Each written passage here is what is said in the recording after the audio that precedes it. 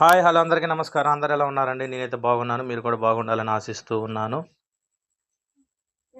మే 1, 2 తారీఖుల్లో మా గ్రామంలో క్రీస్తు సువార్త సభలు అయితే జరిగాయి. మా సంఘస్థులు ఆ విధంగా పాటల ద్వారా దేవుని మహింపరిచారు. మరి శక్తివంతమైనటువంటి సందేశాన్ని కూడా దైవజనులు వినిపించడం జరిగింది. సండే స్కూల్ పిల్లలు కూడా చక్కగా పాటలు దేవుని మహింపరిచారు. ఈ విధంగా మరి ఎంతో చక్కని సందేశాన్ని కూడా ఇవ్వడం జరిగింది. ఆ సందేశాన్ని నేను క్లుప్తంగా ఇందులో అణగారిపోతున్న మా జీవితాల్లో పోస్ట్ చేయడం జరుగుతుంది. అద్భుతమైన ఆశీర్వాదాన్ని అనుగ్రహించాలని ధన్యవాదములు. నీ లేఖనాల్లో నుంచి నాయన విలువైనటువంటి జ్ఞానాన్ని మరొక మారు మాకు జ్ఞాపకం చేసినందుకు నీకు స్తోత్రాలు.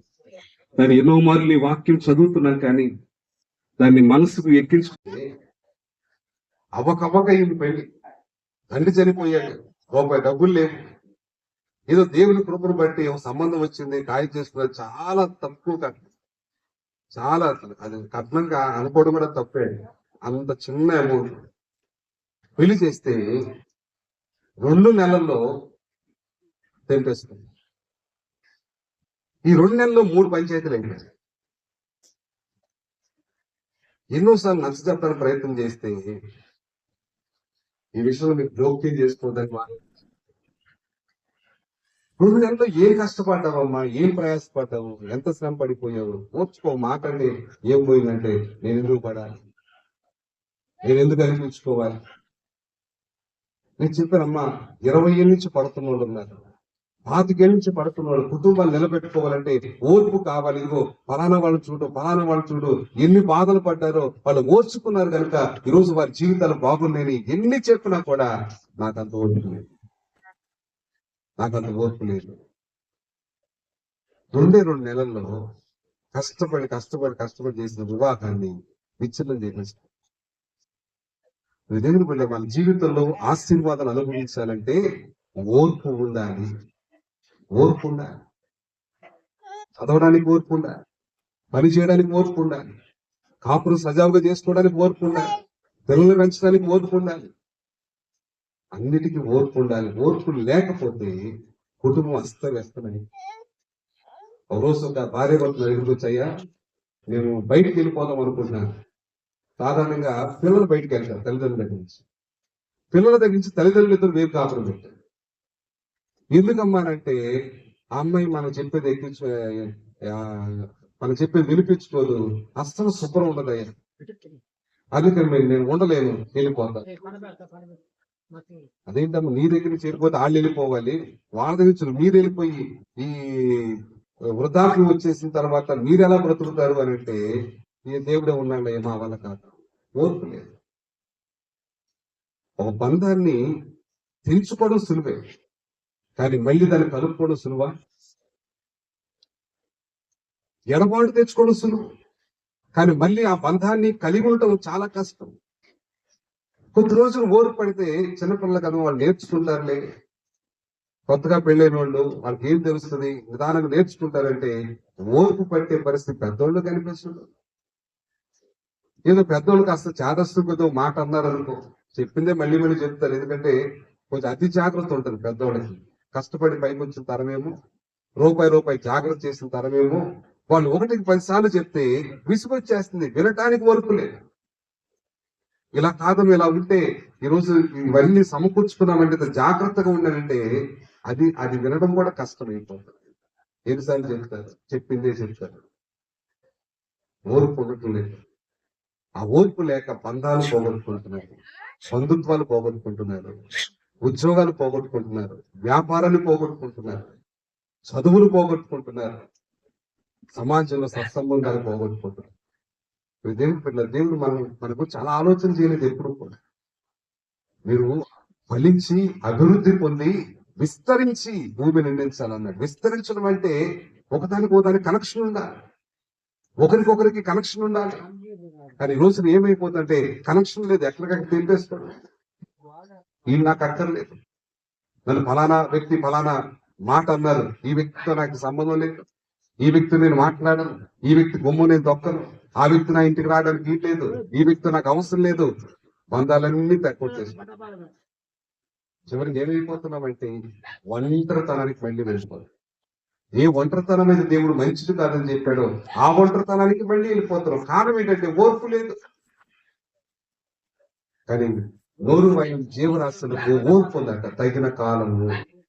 తగిన కాలమున దేవుడు మాకు ఆహారం ఇస్తాడు, మా అవసరం తీరుస్తాడు, మా సమస్య తీరుస్తాడు అని దేవుని దయ కొరకు అవి ఎదురు చూస్తూ ఉంటాయండి. దేవుని స్తోత్రం. హల్లెలూయా. మొత్తానికి దేవుడు దయ చూస్తాడు. ఆ దయ చూసిన రోజున ఏం జరుగుతుందట? 28వ వచనం, నీవు వాటికి పెట్టినది అవి కూర్చుకొనును. దేవుని స్తోత్రం. ఏం చేస్తాయట? కూర్చుకుంటా.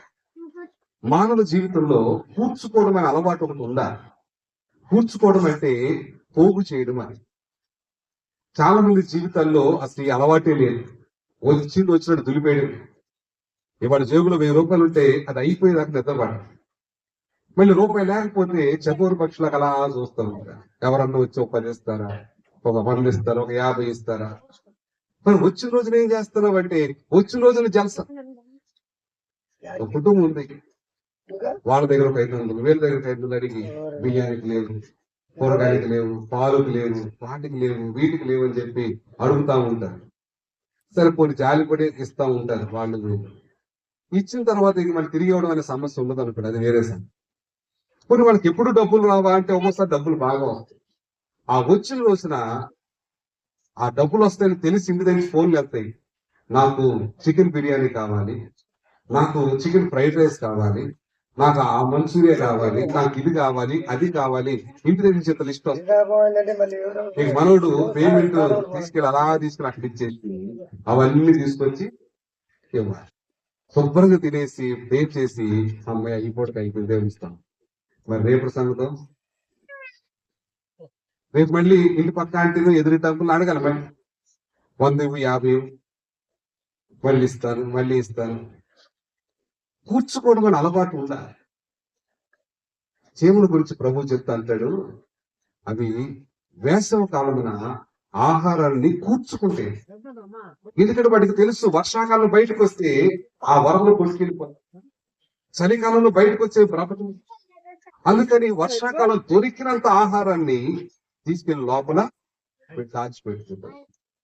మిగతా కాలం అంతా చక్కగా తింటారు. మన భవిష్యత్ అవసరాల కోసము కూర్చుకునే అలవాటు మనకి.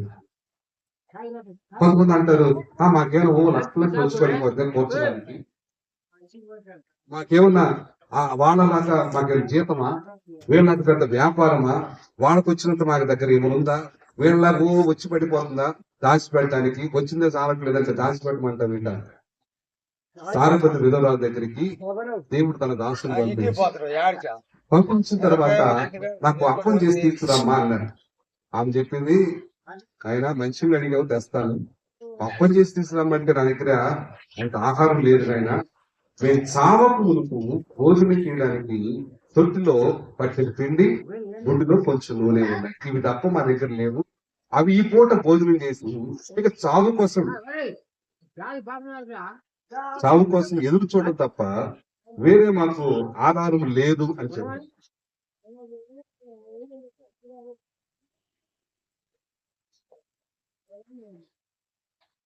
మేము చావు కోసం ఎదురు చూడాలి. ఎందుకంటే మా దగ్గర ఉన్నది ఒక్క పూట భోజనమే, లాస్ట్ మీల్, ఒక్క పూట భోజనం ఉంది మా దగ్గర అని అంటే దైవజనుడు అన్నాడు, ఒక్క పూట భోజనం ఉందా, అయితే దానిలో నుంచి ఒక చిన్న అప్పం చేసి తీసుకురా. నీ కరువు తీరేదాకా, వర్షం పడేదాకా నీ తొట్టిలో పిండి తక్కువ కాదు, నీ గుడ్డులో నూనె తక్కువ కాదు. అతను ఉన్నదే కొంచెం అంటే దానిలో మళ్ళీ కొంచెం పక్క తీయడం అంటే, అది అలవాటు చేసుకుంటే కరువు అనేది దేవుని స్తోత్రం. ఆమె దేవుని మాట వినింది, ఆ ఉన్న కొంచెంలో నుంచి మొదట ఒక చిన్న అప్పం చేసి తీసుకొచ్చి దైవజనుడికి. ఆ తర్వాత ఆమె రొట్టెలు చేయడం మొదలు పెడితే తనకు సరిపోయినాయి, తన కుమారుడికి సరిపోయినాయి, దైవజనుడు కూడా సరిపోయింది. ఇంకా కొంచెం ఉంది, రేపు పొద్దున టిఫిన్కి సరిపోతాం. మళ్ళీ ఉదయం లేచి చూస్తే మళ్ళీ ముగ్గురికి ఆహారం ఉంది, ఇంకా కొంచెం ఉంది. మళ్ళీ సాయంత్రం భోజనం చేస్తే ముగ్గురు తినగా మళ్ళీ కొంచెం మిగిలింది. ఆ ఇంటికి బస్తాలు కనబడట్లేదు, డబ్బాలు నూనె కనబడట్లేదు. అయినా కూడా 3 సంవత్సరాల పాటు ఆమె ఆమె ఇంటి వారు దైవజనుడు సమృద్ధిగా భోజనం చేశారు. దేవుస్తాం. హల్లెలూయా. కూర్చుకోవడం అనే అలవాటు ఉండాలి. ఉన్నది కొంచెమే, వచ్చేది కొంచెమే. ఆ వచ్చిన కొంచెంలో నుంచి ఎంతో కొంత తీసి పక్కన వేసుకోవాలి. ఇప్పుడు దేవుని బిడ్డలు ప్రాక్టికల్ చెప్తున్నాను. ఎంత కరువు వచ్చిన సందర్భంలో కూడా వచ్చినది 10 రూపాయలు వచ్చే చోట రూపాయి వచ్చినప్పుడు కూడా ఆ రూపాయలు వచ్చి ఒక 10 పైసలు పక్కన పెట్టడం నేర్చుకోవాలి. ఒక పావుల పక్కన పెట్టడం నేర్చుకోవాలి. ఇది వరకు అంత సంపాదన లేదు, ఖర్చు దక్కించుకుందాం, కానీ కూర్చొని మాత్రం ఆపొద్దు. దానివల్ల ఏం జరుగుతుందంటే సమృద్ధి జరుగుతుంది. నిరంతరము కరువు లేకుండా సమృద్ధిని అనుభవించగలుగుతాం. ఈరోజు నాకు కూర్చే మనసు లేదు. నా చిన్నప్పుడు ఏదైనా పని చేయించాలి అంటే రూపాయి కూడబెట్టి ఒక 10,000 అయింది, ఒక 20,000 అయింది, ఒక 50,000 అయింది, ఈ గోడ కట్టిద్దాం, ఈ బావి తగ్గిద్దాం, ఈ పంపు వేయిద్దాం, ఈ కరెంట్ వేయిద్దాం, ఈ పని చేయిద్దాం అని ఆలోచన చేసేవాడు. రూపాయి కూడబెట్టి. ఇప్పుడు ముందు అప్పు చేసేసి తర్వాత ఈఎంఐ కడతాం. ముందు అప్పు చేసేసి నిదానంగా తీర్చుకున్నాం. ఎందుకు కరువు తీరదు అని అంటే ముందు అప్పు చేసి తర్వాత తీర్చడం కాదు, ముందు పోగు చేసి తర్వాత ఖర్చు పెట్టాలి. ఇది క్రమం. ఈ రోజున అప్పులు ఇచ్చేవాళ్ళు ఎక్కువైపోయారు కదా. ఫోన్ చేసి మరి మీకు డబ్బులు ఇస్తాం, మీకు టాప్అప్ లోన్ ఇస్తాము, మీకు కారు ఈఎంఐ అయిపోతుంది కదా దాని మీద టాప్అప్ ఇస్తాము, మీకు బంగారం మీద లోన్ ఇస్తాము, ఇంకెక్కడ పెడితే మేము విడిపించేసి మా దగ్గర పెట్టుకుంటాం. అది అప్పు కదా, ఇది అప్పే కదా. ఆకర్షణీయమైన ఆఫర్లు పెట్టి క్రెడిట్ కార్డులో ఒక 5,000 వాడితే చాలు 50 ఫోన్లు వస్తాయి, ఫ్లెక్సీ ఈఎంఐ అని చెప్పి ఏదో ఒక రకంగా మళ్ళీ ఎక్కువ కాలం అప్పుల్లో వచ్చారు. అది అపవాది తంత్రం. అది అపవాది తంత్రం. మనిషి కూర్చుకోవడం అనేది మానేశాడు. ఇక అప్పులు చేసి తీర్చుకో. నేను అప్పు చేసి తీర్చేటప్పుడు బాగుంటుందా, కూర్చేటప్పుడు బాగుంటుందా? కూర్చేటప్పుడేమో అమ్మయ్య ఇంకో 10 రూపాయలు పెరిగినాయి, ఓ 100 రూపాయలు పెరిగినాయి, రోజు రోజుకి సంతోషంగా ఉంటుంది. కానీ అప్పు తీర్చేటప్పుడు ఈ నెలకు ఎలాగోలా తీర్చాను, వచ్చే నెల తీర్చగలుగుతానా, వచ్చే నెల పనులు ఉంటాయా, వచ్చే నెలకు నాకు ఈ అవకాశం దొరుకుతుందా, టెన్షనేగా. టెన్షనే కదా. కొంతమంది ఇల్లు కట్టేటప్పుడు మీరు ఎవరు నాకు తెలియదు, మీ పరిస్థితి నాకు తెలియదు, కానీ నాకున్న అవగాహన బట్టి చెప్తున్నాను. ఇల్లు కట్టేటప్పుడు అప్పులు చేసేసి అందమైన తాజ్మహల్ లా కడతారు.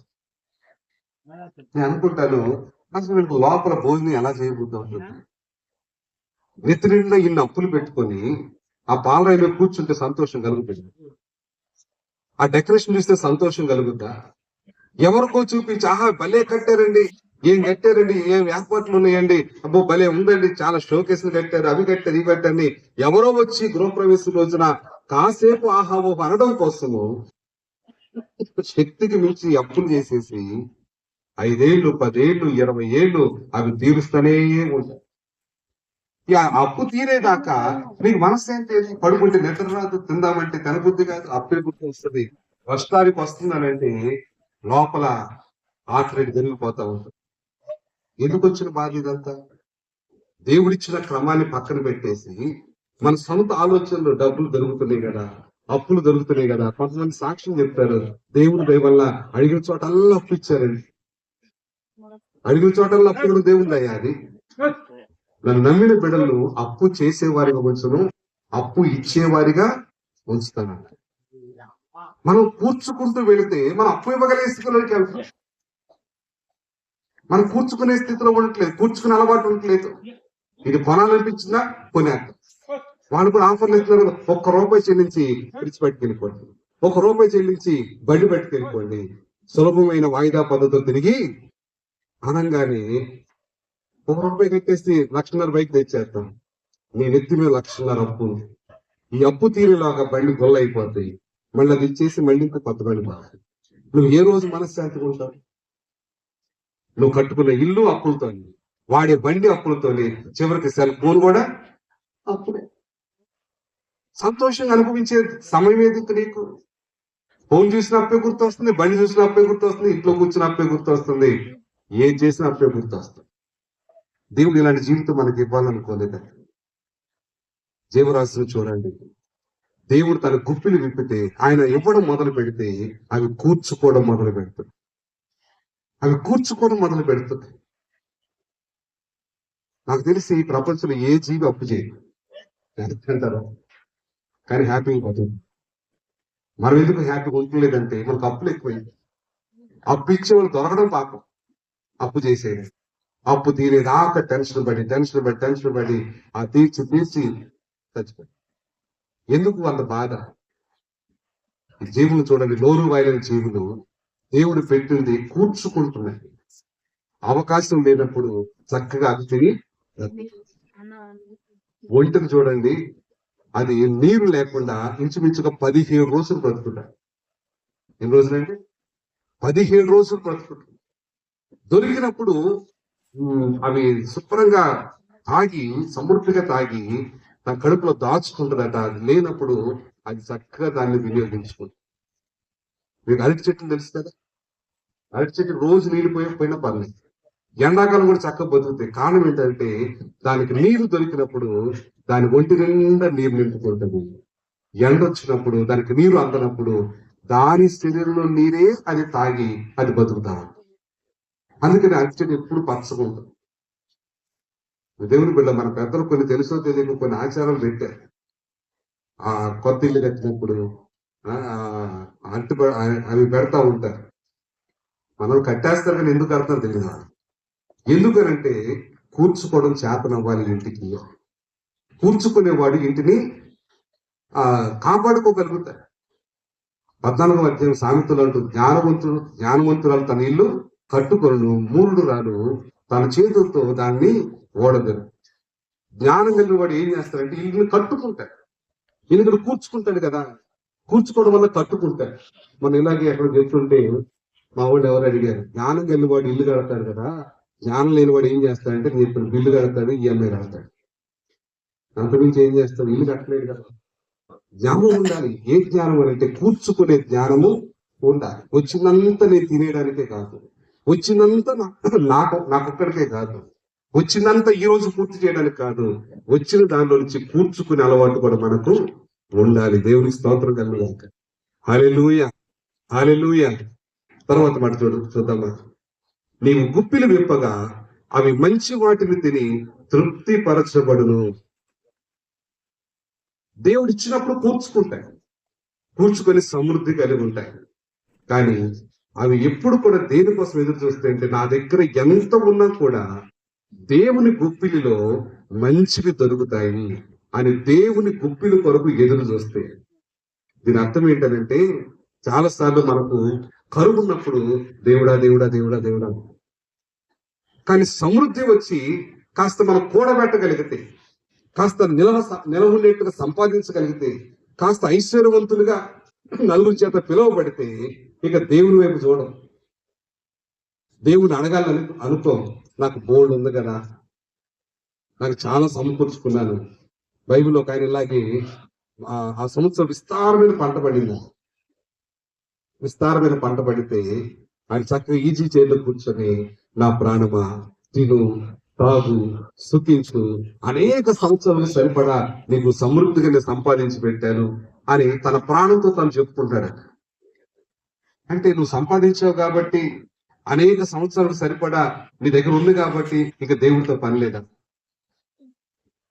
వెంటనే ఆకాశం నుంచి ఒక స్వరం వినబడుతుంది, పేదవాడా ఈ రాత్రి నీ ప్రాణాన్ని అడుగుతున్నారు, నువ్వు సంపాదించినవన్నీ ఎవరి వగును?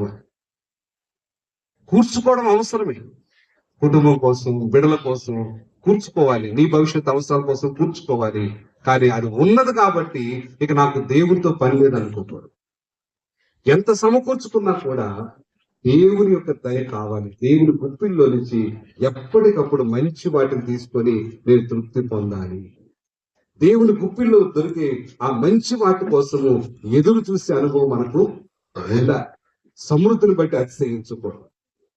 మొట్టమొదటిగా మనం నేర్చుకున్నాము, మనకున్న బలాన్ని బట్టో, ధనాన్ని బట్టో, జ్ఞానాన్ని బట్టో, టాలెంట్స్ ని బట్టో మనము సమృద్ధిని పొందేసుకున్నాము అనుకోవడానికి వీలు లేదు.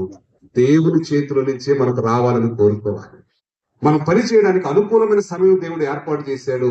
ఆ అనుకూలమైన సమయంలో విశాలమైన మహాసముద్రం, అందులో లెక్కలేని జలచరములు, దానిలో చిన్నవి పెద్దవి జీవరాశులున్నాయి. అందులో ఓడలు నడుచుచున్నవి, దానిలో ఆటలాటకు నీవు నిర్మించిన మకరములున్నవి. అయితే తగిన కాలమున నీవు వాటికి ఆహారం ఇచ్చినవని ఇవన్నీ నీ దయ కొరకు కనిపెట్టుచున్నవి. దేవిస్తాం. హల్లెలూయా. విశాలమైన మహాసముద్రాన్ని చూపిస్తా అంటాడు. దానిలో చిన్న చేపలున్నాయి, పెద్ద చేపలున్నాయి. ప్రమాదాన్ని సృష్టించే ఓడలు నడుస్తాయి. అంతేకాదు ప్రమాదభరితమైన జీవులు కూడా అదే సముద్రంలో ఉంటాయి. మకరములు ఉన్నాయి. మకరం అంటే మొసలు, క్రొకడైల్స్. అవి అదే సముద్రంలో ఉన్నాయి.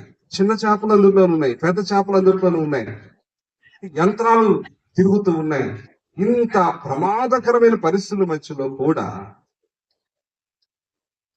ఓపికగా తగిన కాలముల దేవుడు మాకు ఆహారం ఇస్తాడని దేవుని దయ కొరకు అవన్నీ కూడా ఎదురు చూస్తూ ఉంటాయి. దేవుని స్తోత్రం.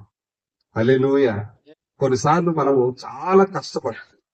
ఆ కష్టపడుతున్న సమయంలో మనకు పెద్దగా ప్రతిఫలం రాదు. పెద్దగా మన కష్టాన్ని గుర్తించే వాళ్ళు ఉండరు. అంతేకాదు ఎంత తపన పడుతున్నా కూడా, ఎంత కష్టపడుతున్నా కూడా ప్రతికూల పరిస్థితులు ఎక్కువగా ఎదురవుతూ ఉంటాయి. ఒక్కొక్క ఫేస్ ఉంటుంది మనిషి జీవితంలో. ఆ టైంలో మనం ఎన్ని ప్రయత్నాలు చేసినా కూడా పెద్దగా ప్రతిఫలం రాదు. ఏదో ఎంత కష్టపడితే ఏదో ఇంత ప్రతిఫలం వస్తుంది. అలాంటి టైంలో నిరాశ పడకుండా ఉండాలి. సముద్రంలో ఉన్నటువంటి జీవరాశులు చూపిస్తా అంటాడు. వాటిలో అవి చాలా ప్రమాదకరమైన పరిస్థితుల మధ్యలో ఉంటాయి. అయినా కూడా ఓపిక పట్టి దేవుని దయ వచ్చిన రోజున నాకు ఆహారం అనుగ్రహించబడుతుంది, దానికి తగిన కాలం ఉంది అని అవి దేవుని దయ కొరకు ఎదురు చూస్తూ ఉంటాయట. హల్లెలూయా. హల్లెలూయా.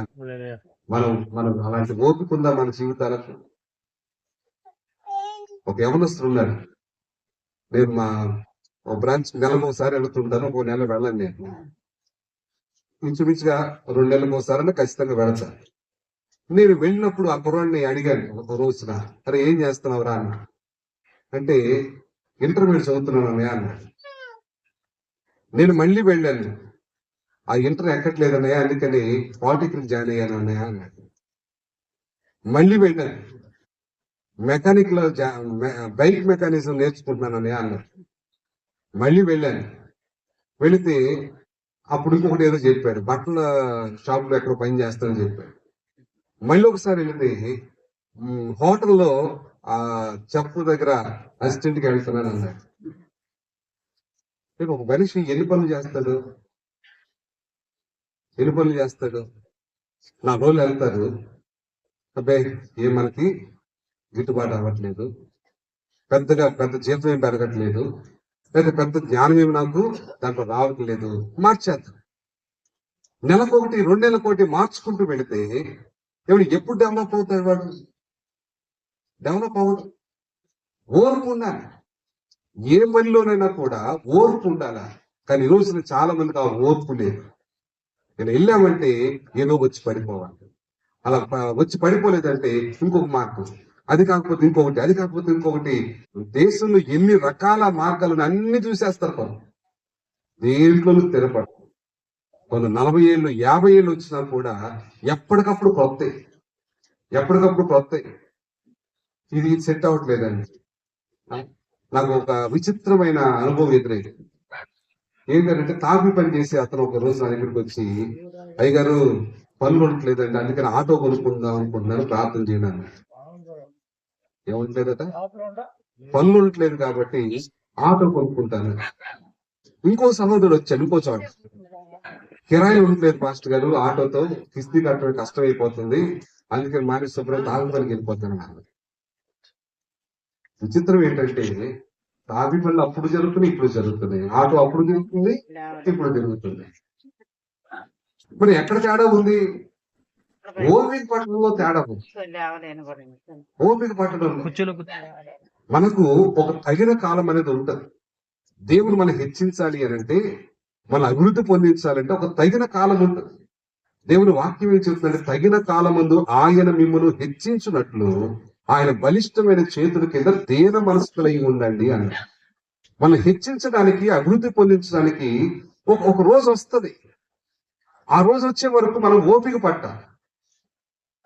అంతేకాని చుట్టూ ఉన్న పరిస్థితులు చమ్మో అది చాలా కష్టంగా ఉంది, ఇది చాలా వాళ్ళు వెళ్ళిపోతున్నారు, వీళ్ళు పని తీసేస్తున్నారు, అక్కడ పని అయిపోతుంది, ఇక్కడ కిరాయిలు ఉండట్లేదు, అక్కడ ఏదో జరుగుతుంది, ఇక్కడ ఏదో జరగట్లేదు అని చుట్టూ ఉన్న పరిస్థితులు చూసి భయపడిపోయి నీ ఫీల్డ్ను వదిలిపెట్టకూడదు, నీ శ్రమను వదిలిపెట్టకూడదు, నీ పనిని వదిలిపెట్టకూడదు. ఓర్పు పట్టాలి. నా దేవుడు నన్ను దర్శించడానికి ఒక రోజు ఉంది, ఆ రోజు నా దేవుడు నన్ను దర్శిస్తాడు అని ఓపిక పడితే ఒక రోజున దేవుడు నిన్ను హెచ్చిస్తాడు, ఆశీర్వదిస్తాడు. దేవునికి స్తోత్రం. హల్లెలూయా. ఎంతకాలం చేసినా ఏం ఉండలేదండి అని కరెక్ట్ గా అది ఫలితం వచ్చే టైంకి అక్కడి నుంచి వెళ్ళిపోతాం. ఓర్పు కావాలి. ఆ ఓర్పు లేక ఈ రోజు చాలా మంది నష్టపోతున్నారు, అనవసరమైన ఖర్చులు పెడుతున్నారు, అనవసరమైన వేషజాలకు పోయి, అనవసరమైన పంతాలకు పోయి, పట్టింపులకు పోయి, ఒక మాట అంటారు, నోటి కాడకూడదు కాడదు అనుకున్నట్టు తినాల్సిన దాన్ని నేలపాలు చేసుకునే పరిస్థితిలోకి వెళ్ళిపోతున్నారు. ఏంటి అంటే ఓర్పు లేక ఉద్యోగాల్లో ఓర్పు లేదు, కుటుంబాల్లో ఓర్పు లేదు, ఏమంటే చదువుల్లో ఓర్పు లేదు, చివరికి సంఘాల్లో కూడా ఓర్పు ఉంది. అనుకున్నది అయిపోవాలి, అవలేదా మార్చి ఓర్పు ఉండాలి. కొంతమంది అడుగుతారు, ఇంకెన్నాళ్ళు ఓర్పు పట్టాలండి.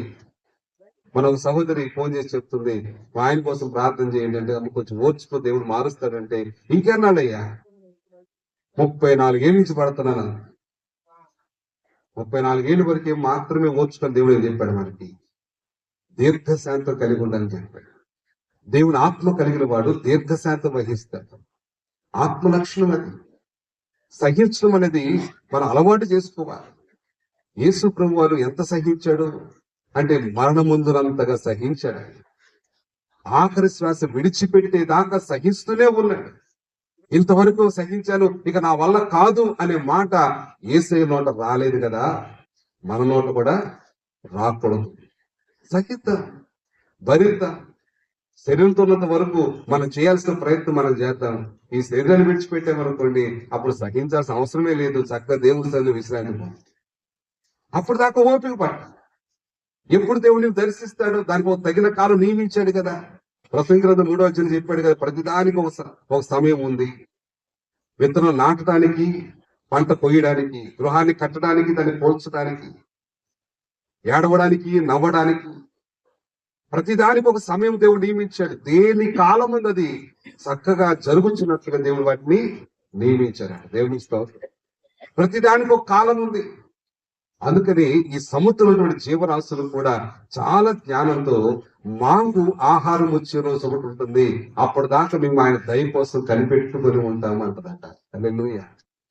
అంతేగాని వాడు చూశాను రాలేదు, ఏ దేవుడు ఏం లోపం అంటలేదండి. మనం ఏదేం చేస్తున్నాం, ఓర్పు లేక దేవుని కూడా కొన్నిసార్లు నిందిస్తూ ఉంటాం. ఇంత కష్టపడుతున్నానయ్యా, ఏంటి నాకు చేసే ప్రతిఫలం ఇదేనా? ఇంత కష్టపడుతున్నాను, నువ్వు నాకు ఇచ్చే ప్రతిఫలం ఇదేనా? నువ్వు నా పట్ల దయ చూపట్లేదు, వాళ్ళకి మేలు చేస్తున్నావు, వీళ్ళకి మేలు చేస్తున్నావు, అందరికీ చేస్తున్నావు, నాకు మాత్రం ఏం చేయట్లేదు, నాకు అన్యాయం చేస్తున్నావు అంతే అనే వాళ్ళు ఈ రోజు ఎక్కువైపోతారు.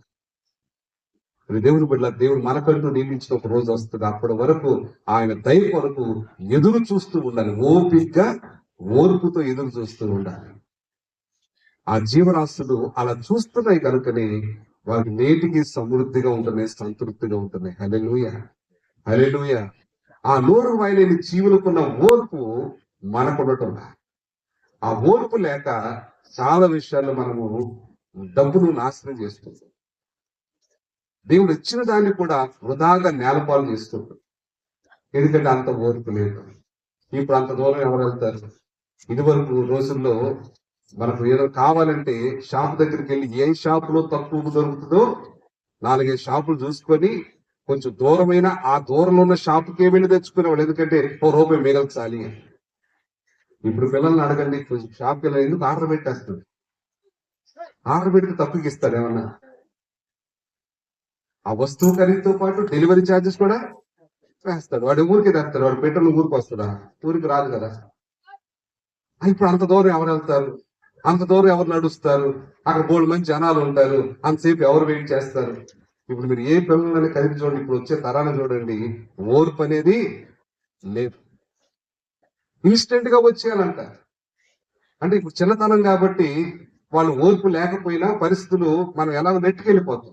కానీ రేపొద్దున వారి జీవితంలో ఓర్చుకోవలసిన చోట వీళ్ళు ఎంతవరకు ఓర్పు పట్టగలుగుతారు ఏర్పాటు చేశాడు.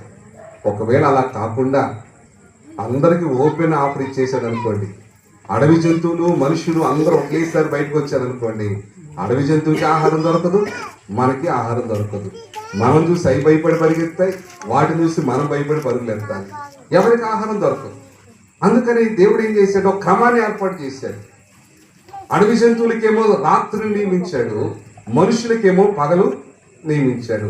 అలాగన ఆలోచన చేస్తే ప్రతి జీవికి ఒక అనుకూలమైన సమయం అనేది దేవుడు ఏర్పాటు చేశాడు. చీమలు చూడండి, వేసవి కాలమున అవి ఆహారాన్ని కూర్చుకోవడానికి బయటకు వస్తాయి. వర్షాకాలం ఏమవుతుందో ఈ చీమ తెలియదు, శీతాకాలం ఎక్కడ పోతుందో తెలియదు, మళ్ళీ ఎండాకాలం వచ్చేసరికి మళ్ళీ బయటకు వస్తుంది. ఎందుకనంటే వాటికి ఆహారం సమకూర్చుకోవడానికి అది అనుకూలమైన సమయం. మరి మనిషికి ఎప్పుడు అనుకూలమైన సమయం? చిన్నప్పుడు పనికి వెళ్ళమని ఎవరు చెప్పరు, చెప్తారు. వృద్ధాప్యం వచ్చిన తర్వాత నువ్వు బయటికి వెళ్ళి తేవాల్సిందని ఎవరు చెప్పరు. మరి ఎప్పుడు కష్టపడాలంటే ఎవరి కాలం మొదలుకొని వృద్ధాప్యం లోపు నడి వయసు దాకా మనిషి కష్టపడి తన ఆహారాన్ని సంపాదించుకోవాలి. దేవుడు ఇచ్చినటువంటి అనుకూలమైన సమయం. కానీ రోజున ఏం జరుగుతుంది అంటే ఆ అనుకూలమైన సమయంలో, అంటే కష్టపడగలిగినటువంటి సమయంలో కష్టపడడానికి ఇష్టపడరు. ఏ ఫీల్డ్లోకి వెళ్ళినా అడిగినా కూడా కుర్రోళ్ళు దొరకట్లేదండి, ఇదివరకు అట్లా చేయట్లేదండి, టైం చూసుకుని పారిపోతున్నారండి, ఏదో వచ్చినా కూడా నామకార్థం కాసేపు నిలబడుతున్నారు, కానీ పని నేర్చుకోవట్లేదు. ఒకప్పుడు ఎవరి కాలంలో అన్ని విషయాలపైన అవగాహన కలిగి ఎక్కడైనా ఒక పనికి వెళితే ఆ పనిలో తొందరగా మేస్త్రి అయిపోయేవాడు, సూపర్వైజర్ అయిపోయేవాడు. కానీ ఈ రోజున అలాంటి డెవలప్మెంట్ కనిపించట్లేదు. కొత్త కొత్త ఆలోచనలతో, ఇన్నోవేటివ్ ఐడియాస్తో వాళ్ళు ముందుకెళ్ళే వాళ్ళు ఈ రోజున ఏ ఫీల్డ్లోకి వెళ్ళినా కూడా 4 రోజులే పనిచేయాలి. ఎందుకంటే దాని మీద మనసు లేదు, దాని మీద దృష్టి పెట్టరు, దాని లోతుగా అధ్యయనం చేద్దామని ఆలోచన కలగటం లేదు. ఎందుకంటే ఎప్పుడు టైం అయిపోతా ప్రతి యవనస్తుడికి ఒక బైక్ ఉండాలి, ఒక ఫోన్ ఉండాలి, ఫ్రెండ్స్ ఉండాలి. ఎప్పుడు ఆ పనిలోంచి బయటపడతామా, వెళ్ళిపోతాం, ఫ్రెండ్స్తో ఎంజాయ్ చేద్దాం, అటు తిరుగుదాం ఇటు తిరుగుదాం, లేదా సెల్ ఫోన్తో కాలక్షేపం చేద్దాం. నేను మీటింగ్స్ నుంచి తిరిగి వెళ్ళేటప్పుడు చూస్తూ ఉంటాను, అర్ధరాత్రి అయిపోతుంది, ఆ రోడ్డు పక్కన ఆ అరుగుల మీద అక్కడ ఇక్కడ కూర్చొని ఫోన్లు అలా చూసుకొని కూర్చుంటూ ఉంటారు. పని చేయాల్సిన వయసులో పని చేయట్లేదు, అర్ధరాత్రి దాకా ఫోన్తో గడుపుతున్నారు, ఆన్లైన్ గేమ్స్ ఆడతారు, సినిమాలు చూస్తారు, వ్యర్థమైనవన్నీ చూస్తారు. పొద్దున్నే లేచేసరికి ఉత్సాహం ఉంటుందా బాడీ? ఇవాళ నీరసం ముందు పనికి వెళ్ళను, ఇవాళ నీరసం ముందు కాలేజీకి వెళ్ళను. ఏం పాటు పడ్డావురా నువ్వు రాత్రంతా? ఓపిక లేదు ఇవాళ. ఎవరొస్తులే కానీ ఎంతమందికి ఓపిక ఉంది? ఒకప్పుడు నడి వయసుకు వచ్చిన తర్వాత కూడా 2 మూటలు ఆ చేతితో మోసి అవతల పడేసి, ఈరోజు 25 కిలోల బియ్యం మూట మోయడానికి కూడా యవనస్తులు ఎవరు లేరా ఇంకా అని అడుగుతుంది. తోడుగా దీనికి 25 కిలోలు మూట మోయడానికి. మా చిన్నప్పుడు 100 కిలోలు బస్తాలు, పింటా బస్తాలు, అవి కాస్త 50 కిలోలకు వచ్చాయి. ఇప్పుడు 25 కిలోలకు వచ్చి అవి కూడా మోయడానికి లేక ఇప్పుడు 10 కిలోల బస్తాలు, 5 కిలోల బస్తాలు వస్తాయి. అవి మోయడం కూడా కష్టం అయిపోతుంది. ఎందుకంటే నాకు నీరసం, నాకు బలం లేదు, శక్తి లేదు. బలం లేదు, శక్తి లేదంటే పని తప్పించుకోవచ్చు అనుకుంటున్నారు తప్ప పనికి రానవడం అయిపోతామనే సంగతి గుర్తించాలి. అనుకున్న సమయం అంతా వ్యర్థంగా గడిపేసి ఒక రోజు వస్తుంది, మనం పోషించి అమ్మా నాన్న వెళ్ళిపోతారు ప్రభుదేవి. అప్పుడు ఎవరు చూడాలి? తమ పోషణ బాధ్యత ఆమె చూసుకోవాలి. చూసుకోవడానికి మనకి ఏ పని రాదే, ఏ పని చేత కాదే, ఏం చేయాలో అర్థం కాదు. వాళ్ళ మీద వీళ్ళ మీద ఎంతకాలం డిపెండ్ అవుతారు? ఉన్నది కరిగించుకొని తింటే ఎంతకాలం తినగలుగుతారు? పెద్దలో మాట చెప్తారు, కూర్చుని తింటే కొండలైనా కరిగిపోతాయి. మరి ఏ పని చేత కాదు, ఏం చేయాలి? దేవుడు అనుకూలమైన సమయం ఇచ్చాడు. అనుకూలమైన సమయంలో పని చేయాలి, ప్రయాసపడాలి. 128వ కీర్తనలో మాట ఉంటుంది, దేవుని చేత ఆశీర్వదించబడిన వాడు ఎలా ఉంటాడంటే నిశ్చయంగా తన చేతుల కష్టార్జితమును వాడు అనుభవిస్తాడు. తన చేతుల కష్టార్జితను అనుభవించేవాడు ఆశీర్వదించబడిన వాడు.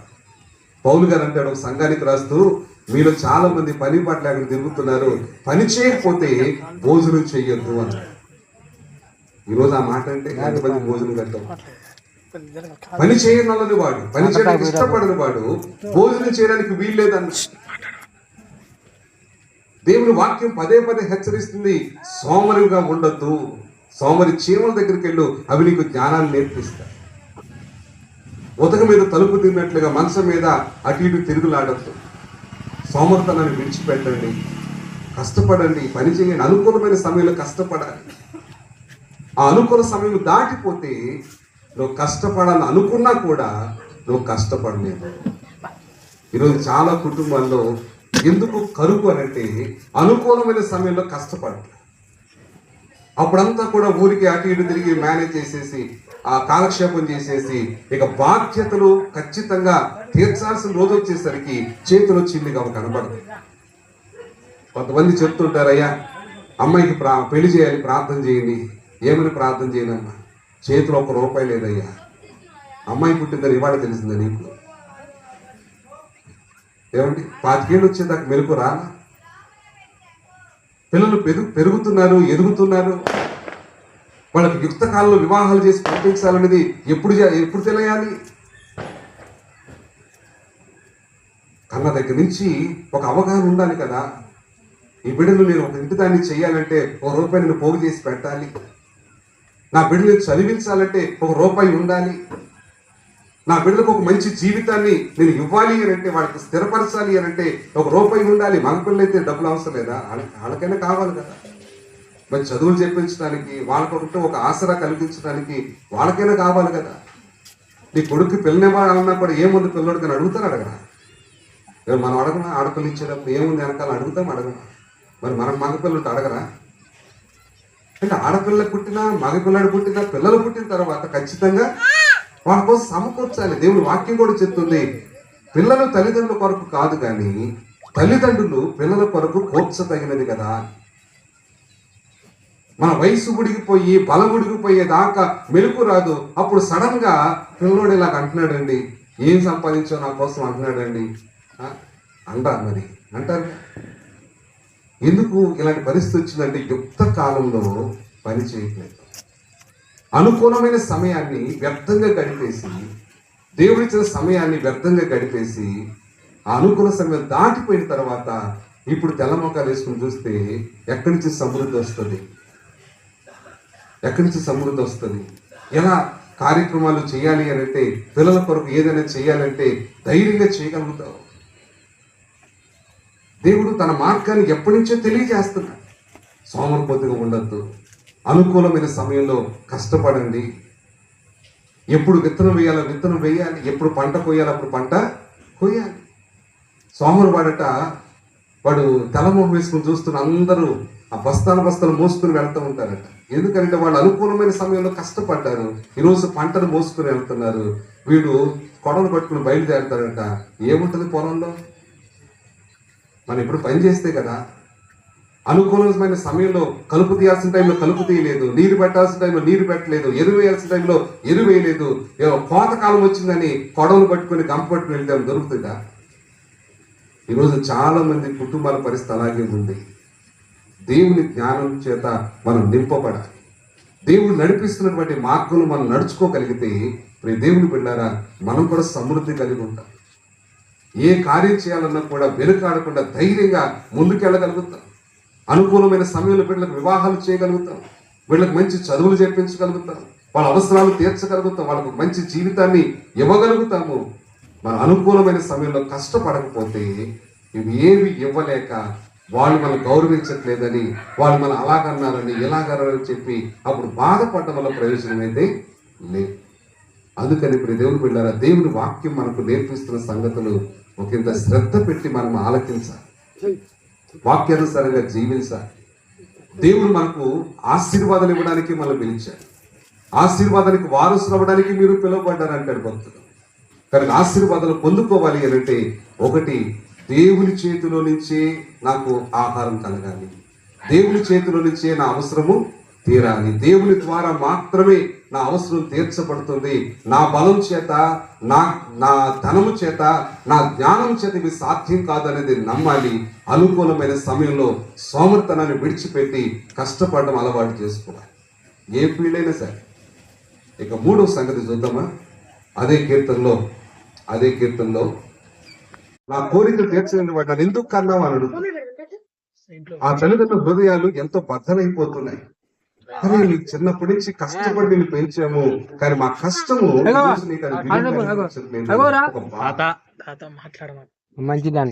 తల్లిదండ్రులు ఎంత కష్టపడినా కూడా, అరే నీకోసం ఇల్లు కట్టేవారు పెద్ద తాజ్మహల్.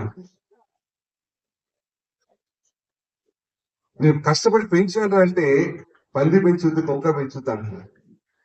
ఈ మనసుకు ఈ మాటలు మనసుకు ఎంత గాయాన్ని కలుగు చేస్తాయి.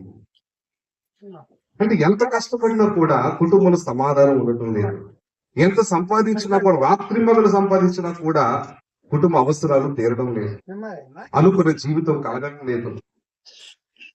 ఇవన్నీ కూడా ఆలోచన చేస్తూ ఉంటే దేవుడు కొన్ని పాఠాలు మనకు గుర్తు చేస్తూ ఉన్నాడు. 104వ కీర్తనలో 20వ వచనం నుంచి చూద్దాం ఒకసారి.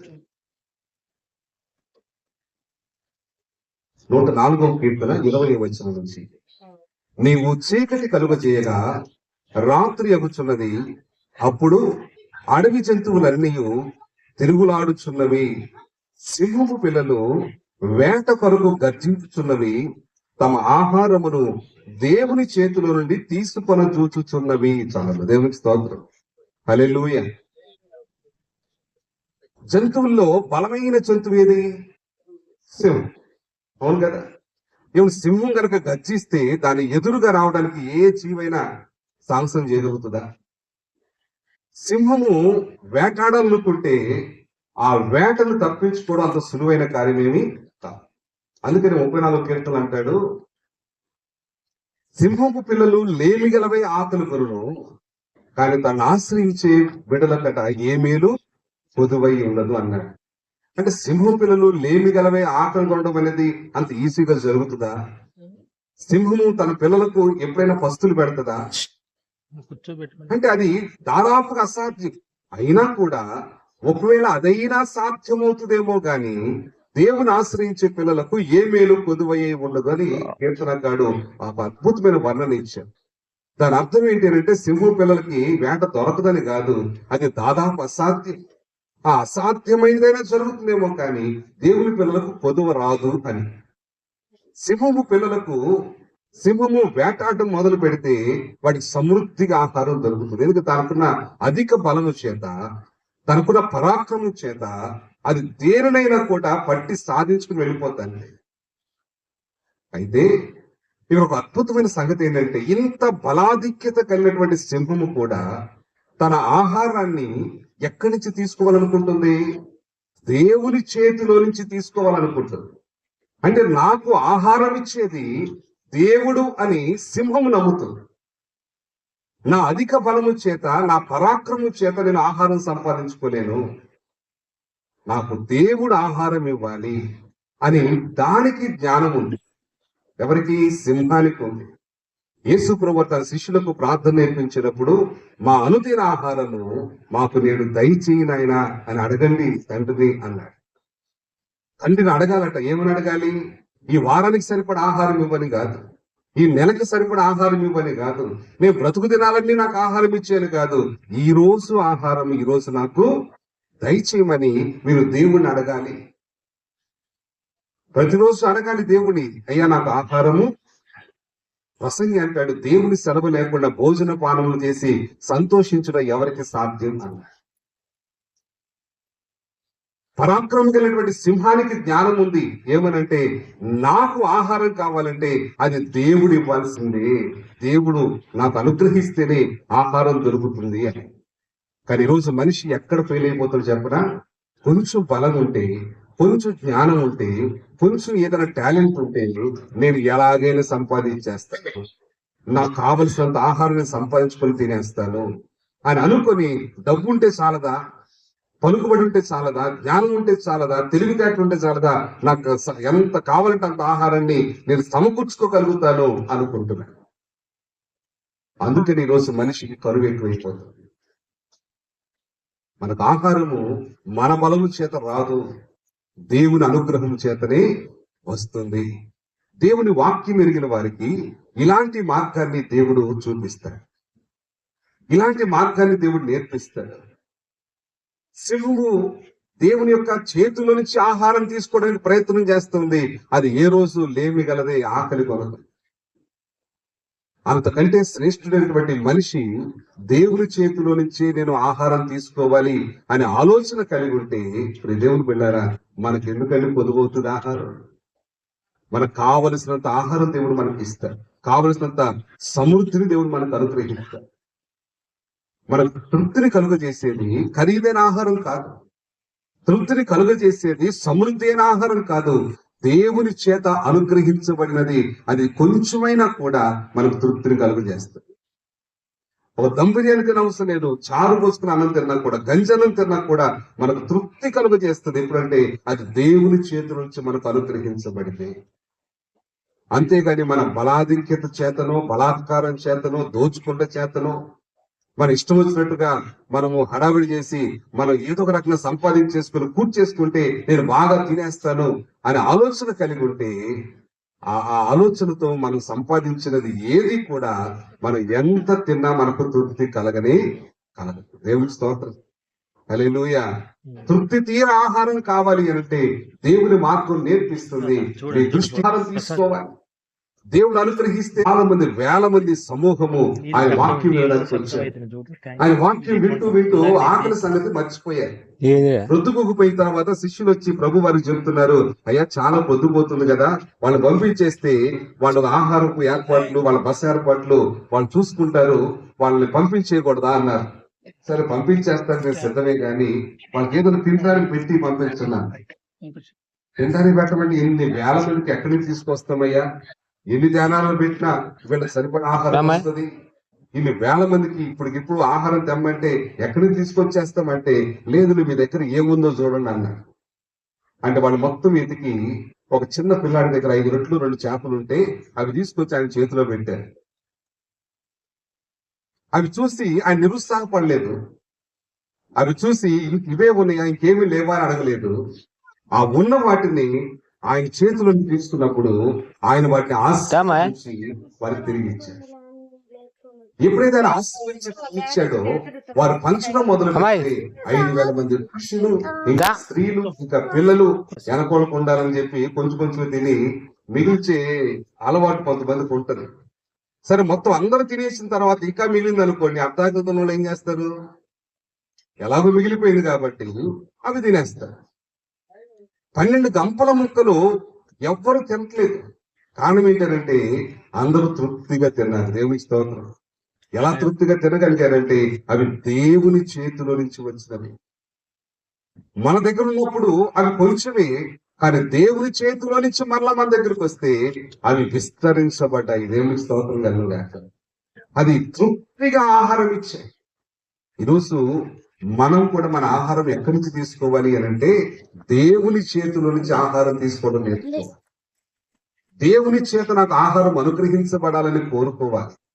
దేవుని అడగాలి, అయ్యా నాకు దయచేయండి అంటే నా దగ్గర ఉంది కదా అని అనుకోవద్దు. నేను ఎలాగైనా సంపాదించేస్తాను అనుకో, నేను వెళ్ళి అలా తిరిగి వస్తే ఇంత వ్యాపారం చేసేస్తాను అనుకోవద్దు.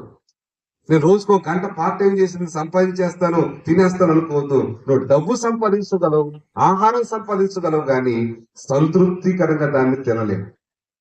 నువ్వు సంతృప్తిగా దాన్ని తినాలి అని అంటే దేవుని చేతుల నుంచి తీసుకోవాల్సిందే. దేవుని స్తోత్రం, హల్లెలూయా. ఈ విషయంలో మనం ఎప్పుడు కూడా ఫెయిల్ అవ్వకూడదు. ఇక రెండవ సంగతి చూస్తే 104వ కీర్తనలోనే 20, 21, 22 వచనాలు, 23వ వచనం, ఈ 4 వచనాలు కనుక చూస్తే, చీకటి కలుగ చేసినప్పుడు రాత్రి అవుతుంది, అన్నీ తిరుగులాడుచున్నాయి, అయితే సూర్యుడు ఉదయింపగానే అవి మరలిపోయి తమ గుహలలో పండుకొను. సాయంకాలం దైవచందు నాతో ప్రస్తావిస్తున్న ఆ ఆ సంభాషణలో సైతం తెలుస్తున్న సంగతి ఏంటంటే ఆర్థిక ఇబ్బందుల్లో చాలా మంది ఉన్నారు. ఈఎంఐలతో సతమతమైపోయే వాళ్ళు,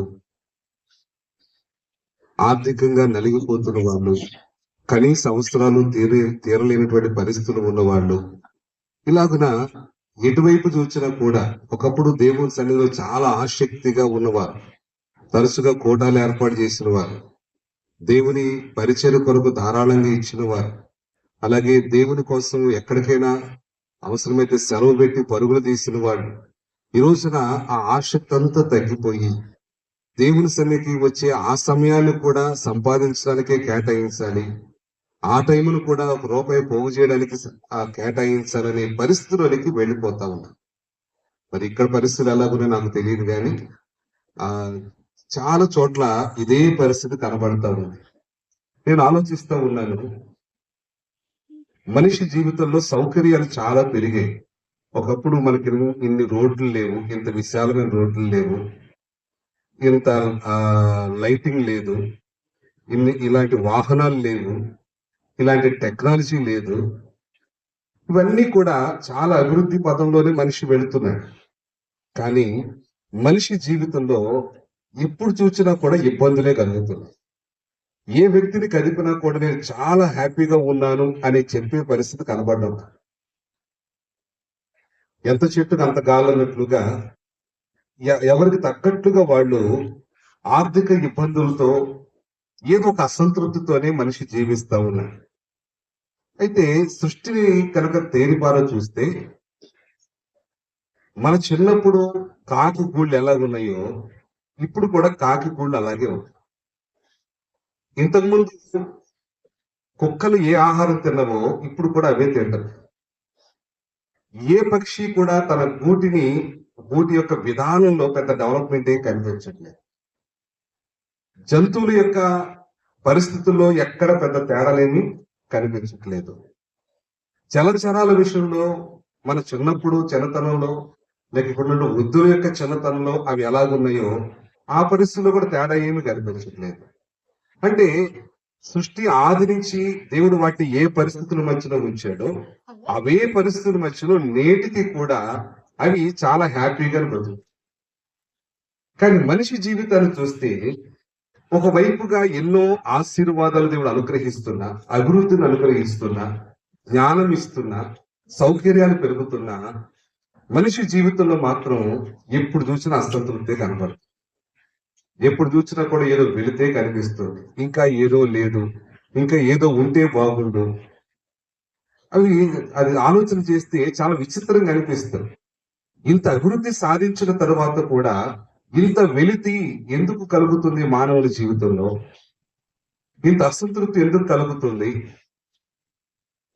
ఒక చోట వ్రాయబడిన మాట ఏంటంటే, ఎంత తిన్నా ఆకలి తీరటం లేదు, ఎంత తాగినా దాహం తీరట్లేదు, వస్త్రాలు కప్పుకున్నా చలి ఆగట్లేదు, విస్తారంగా విత్తినా కూడా కొంచెమే పడుతుంది. ఎందుకు అనంటే మీ ప్రవర్తన గురించి ఆలోచించుకోండి అన్నాడు. ఇలా ఎందుకు జరుగుతుంది? మీరు ఎంత కష్టపడినా పెద్దగా ప్రతిఫలం రావడం లేదు, ఎంత తిన్నా ఆకలి తీరడం లేదు, ఏం చేసినా కూడా తృప్తికరమైన జీవితం అనేది అందరి ద్రాక్షగానే మిగిలిపోతుందంటే ఖచ్చితంగా మీరు మీ ప్రవర్తన గురించి ఆలోచన చేయండి అన్నాడు. అవి ఆలోచన చేస్తే ఎక్కడో కొంత జ్ఞానాన్ని మనం మిస్ అవుతున్నాం అనిపిస్తుంది. దేవుడు మనకు అనుగ్రహించినటువంటి జ్ఞానాన్ని పూర్తి స్థాయిలో వినియోగించుకోకుండా ఎక్కడో దాన్ని మన సైడ్ ట్రాక్ లో పెట్టేసి మన సొంత ఇష్టం చొప్పున బయలుదేరి వెళుతుంది.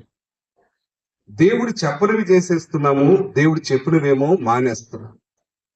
అందుకని మానవ జీవితంలో సంతృప్తిగా ఉండవలసినటువంటి పరిస్థితి దగ్గర నుంచి అసంతృప్తితోనే మగ్గిపోయే పరిస్థితులకి దిగజారిపోతున్నాడు మనిషి. దేవుడు చాలా జ్ఞానవంతుడు. ఆయన ఏది తయారు చేసినా, ఏది సృష్టించినా చాలా జ్ఞానంతో సృష్టించాడు. సృష్టించిన తర్వాత దాన్ని చూసి అది మంచిదైనట్లుగా దేవుడు చూశాడని ఆది కాండంలో రాయబడింది. ఆయన చేసిన ప్రతిదాన్ని చూసినప్పుడు అది మంచిదైనట్టుగా కనిపించింది. అవన్నీ అంటే మానవుని కొరకు దేవుడు ఏవైతే సృష్టించాడో అవన్నీ మంచివే. కానీ మానవుడు ఆ మంచి వాటి ద్వారా దేవుడిచ్చిన ఆశీర్వాదాన్ని అనుభవించవలసి పోయి వెలుతుతోనే బ్రతుకుతున్నాడు. దేవుడు ఒక అద్భుతమైన ఆశీర్వాదం ఇచ్చాడు. ఆదికాండం 1:28 దేవుడు వారిని ఆశీర్వదించాడు. ఎట్లనగా, మీరు ఫలించి అభివృద్ధి పొంది విస్తరించి భూమి నిలిచి దాన్ని లోపరుచుకోండి అన్నాడు. దేవుని స్తోత్రం, హల్లెలూయా. దేవుని యొక్క ఆశ ఏంటంటే తన బిడ్డలు ఏలుబడి చేసే వారిగా ఉన్నారు. తన బిడ్డలు ఎప్పుడు చూసినా భయాందోళనతో, చింతలతో, అమ్మో రేపు ఎలాగా, ఎల్లుండి ఎలాగా, ఈ ఈ విషయం ఏం జరుగుతుందో, ఈ భవిష్యత్తు గురించి ఏం చేయాలా అని ఎప్పుడు చూసినా చింతాక్రాంతులు కాకుండా ఏలుబడి చేసే స్థాయిలో, ఒక సంతృప్తికరమైన స్థాయిలో ఉండాలి. ఫలించాలి, అభివృద్ధి పొందాలి, విస్తరించాలి. ఇంత ఉన్నతమైనటువంటి ఆకాంక్ష దేవుని మనస్సులో ఉంటే మానవుడు దాన్ని స్వతంత్రించుకోవడంలో ఫెయిల్ అవుతున్నాడు. ఇచ్చిన దేవుని దగ్గర తేడా లేదు, కానీ పొందవలసినటువంటి మానవుల్లోనే తేడా కనిపిస్తా ఉంది. ఎందుకు తేడా కనిపిస్తుంది అనంటే, అవి అనుభవించడానికి మనం నడవవలసినటువంటి మార్గాన్ని మనము తప్పిపోతున్నాము. 23వ కీర్తనలో దావీదు భక్తుడు అంటాడు, ఆయన తన నామమును బట్టి నీతి మార్గములలో నన్ను నడిపిస్తున్నాడు అన్నాడు. దేవుడు ఎప్పుడు కూడా మనకు కాపరిగా ఉంటే నీతి మార్గములలో నడిపిస్తాడు. ఆ నీతి మార్గాలు మనం ఎక్కడికి తీసుకెళ్తాయంటే మన ప్రాణమునకు సేద తీర్చే విధంగా నడిపిస్తుంది. మన ప్రాణమునకు సేద తీరడం అంటే తృప్తికరమైనటువంటి జీవితం. ఒక చంటి పిల్లని చూడండి, వాడికి ఆకలేసినప్పుడు అమ్మ దోసెడు పాలు పెడితే వాడు తృప్తిగా పడుకుంటాడు. వాడికి నువ్వు బంగారం ఇచ్చినా అక్కర్లేదు, వాడికి ఏం అవసరం లేదు. కాస్త స్నానం చేసి పాలు పట్టి పడుకోబెడితే హ్యాపీగా పడుకుంటాడు. ఊరి మీద ఊరొచ్చి పడిపోయిన వాడికి అనవసరం, ఎందుకంటే వాడి బొజ్జ నిండిపోయిందంటే. ఇక రేపు సంగతి ఎలాగా, సాయంత్రం పాలు ఇస్తుందా లేదా మా అమ్మ, రేపు మా నాన్న నాకు కావలసిన బట్టలు కొంటాడు లేదా, ఇవేమి ఆలోచన చేయడు. చాలా తృప్తిగా ఉంటాడు. వాడికి కావలసినది, ఆ కావలసినది దొరికేసరికి చాలా తృప్తిగా ఉంటాడు. కానీ ఊహ తెలిసిన తర్వాత మనిషి ఆ తృప్తిని ఒక అందరి ద్రాక్షలాగా చూస్తాడు. ఎందుకంటే ఏం తింటే తృప్తి కలుగుతుందో తెలియదు, ఎంత తిన్నా వాట్ నెక్స్ట్ అంటాడు. ఏం కట్టుకుంటే తృప్తి పొందుతాడో తెలియదు. ఎంత కట్టుకున్నా కూడా పండగ వచ్చిందంటే, కార్యక్రమం వచ్చిందంటే షాప్ వాడిని దొప్పదించి మొత్తం షాప్ అంతా తిరగేయించి ఏదో ఒకటో రెండో డ్రెస్సులు కొనుక్కొని బయటకు వచ్చేటప్పుడు ఆ షోకేస్ ఉన్నది ఏదో కనబడుతుంది. అప్పటికే డబ్బులు అయిపోయి ఉంటే పర్సు ఖాళీ అయిపోతుంది. వచ్చేటప్పుడు ముందు ఇది చూడలేదు, ఇది కొంటే బాగుండేదేమో అనిపిస్తుంది. లేదు, ఇంటికొచ్చిన తర్వాత మనం సంతోషంగా ధరించుకొని బయటికి రాగానే మనకంటే కొంచెం బాగా కనిపించే డ్రెస్ వేసుకున్నప్పుడు కనిపిస్తే మళ్ళీ మనసు బాధ అనిపిస్తుంది. దేవుని బిడ్డలారా, చాలా కుటుంబాల్లో నేను చూస్తుంటాను, ఆ బీరువాలు పట్టక డోర్ తీస్తే పడిపోయే రీతిలో ఉంటాయి వర్క్లో. కానీ కట్టుకోవడం దగ్గరికి వచ్చేసరికి ఏది కట్టుకోవాలో అరగంట ఆలోచిస్తారు. కానీ అన్ని నువ్వు ఎంచి ఎంచి ఎంచి కొనుక్కున్నవే కదా, ఏది ఏది కట్టుకున్న తృప్తి కలగాలి కదా అంటే తృప్తి కలగదు. ఎందుకంటే ఏది కట్టుకుంటే తృప్తిగా ఉంటామో మనకు తెలియదు, ఏది తింటే తృప్తి కలుగుతుందో మనకు తెలియదు, ఇంట్లో ఏ వస్తువు ఉంటే తృప్తి కలుగుతుందో మనకు తెలీదు. కానీ అవకాశం ఉన్నవన్నీ కొంటనే ఉంటాం, ఇంటిని నింపేస్తూనే ఉంటాం. ఇల్లు ఇరుగ్గా ఉన్నప్పుడేమో దేవా విశాలమైన గృహం ఇవ్వయ్యా అని అడుగుతాం. దేవుడు విశాలమైన గృహం ఇచ్చిన తర్వాత ఖాళీ నింపమని అడుగుతాం. ఆ ఖాళీ నింపేస్తే మళ్ళీ ఏమవుతుంది, మళ్ళీ ఇరుకు అవుతుంది. మళ్ళీ దీన్ని విస్తరింప చేయని ఎందుకు, ఇంటి నిండా సామాన్లు ఉంటాయి, వాడేవన్నీ, అరవ నిండా బట్టలు ఉంటాయి, కట్టేవన్నీ, ఎందుకు ఇవన్నీ మన ఇంట్లోకి వస్తున్నాయి అంటే తృప్తి లేదు. ఏది ఉంటే సరిపోతుంది అనే సంగతి మనకు తెలియదు. కానీ మన చుట్టూ ఉన్నటువంటి జీవరాశులు చూడండి, అవి చాలా తృప్తిగా ఉంటాయి, అవి చాలా తృప్తిగా ఉంటాయి. ఒకప్పుడు ఏ ఆహారం తిని తృప్తి పొందాయో ఇప్పుడు కూడా అదే ఆహారం తిని తృప్తి పొందాయి. కారణం ఏంటంటే దేవుడు వాటికి ఆదిలో ఏది నియమించాడో అదే పద్ధతులు బ్రతుకుతున్నాయి తప్ప, కాలం మారింది కదా అని చెప్పి కొత్త కొత్త ఆలోచనలోనికి అవి వెళ్ళడం, కొత్త కొత్త ఆలోచనలకు వెళ్ళట్లేదు. అందుకనే ఎప్పుడు కూడా సమృద్ధిగా అవి జీవిస్తున్నాయి, సమృద్ధి కలిగే జీవిస్తున్నాయి, సంతృప్తికరంగానే జీవిస్తున్నాయి. ఈ రోజున మన జీవితాలు కూడా అలా అలా ఉండాలి అని అంటే దేవుడు మనం నడిపించాలనుకున్నటువంటి మార్గాన్ని మనం ఒక్కసారి పరిశీలన చేసుకుంటే చాలా మంచిది. ఇప్పుడు దేవుని వెళ్ళారు. ఎందుకంటే ఈ రోజున ప్రతి కుటుంబంలో కూడా ఆర్థిక సమస్యలు ఎక్కువై, ప్రతి ఇంట్లో కూడా సమాధానం లేని పరిస్థితులు ఎక్కువైపోతుంది. కలిగి ఉన్నటువంటి పరిస్థితులను బట్టి బిడ్డలు సంతృప్తిగా లేరు. ఒక్కొక్క బిడ్డ తల్లిదండ్రులకు వచ్చి ఎంత ముఖ్యంగా మాట్లాడతారంటే వాళ్ళు అడిగింది కొనకపోతే. దేవుడు ఆహారం సంపాదించుకోవడానికి ఒక అనుకూలమైన సమయాన్ని ప్రతి జీవికి ఏర్పాటు చేశాడు. సాయంకాలమైనప్పుడు చీకటి పడిన తర్వాత కొన్ని జీవులు బయటకు వస్తాయి ఆహారం కోసం. ఎప్పటిదాకా ఆహారాన్ని సమకూర్చుకుంటాయంటే ఉదయం అయ్యేదాకా సమకూర్చుకుని, ఎప్పుడైతే సూర్యుడు ఉదయిస్తాడో ఆ సమయానికి మళ్ళీ అవి గుహల్లోనికి వెళ్ళిపోతాయి, మళ్ళీ గూట్లోనికి వెళ్ళిపోతాయి, మళ్ళీ వాటి స్థావరాలలోనికి వెళ్ళిపోతాయి. ఉదయం అయిన తర్వాత మనుషులు బయటకు వస్తారు. సాయంకాలం దాకా కష్టపడి తమ కావాల్సిన సమకూర్చుకోవడానికి మనుషులు బయటకు వస్తారు. మరి వీళ్ళు ఎప్పుడు దాకా కష్టపడతారంటే చీకటి పడేదాకా మనిషి కష్టపడతారు. చీకటి పడే సమయానికి మనిషి మళ్ళా ఇంటికి వచ్చేస్తాడు. దేవుడు మనుషులకు ఒక అనుకూలమైన సమయం ఇచ్చాడు, అడవి జంతువులకు ఒక అనుకూలమైన సమయాన్ని అంటే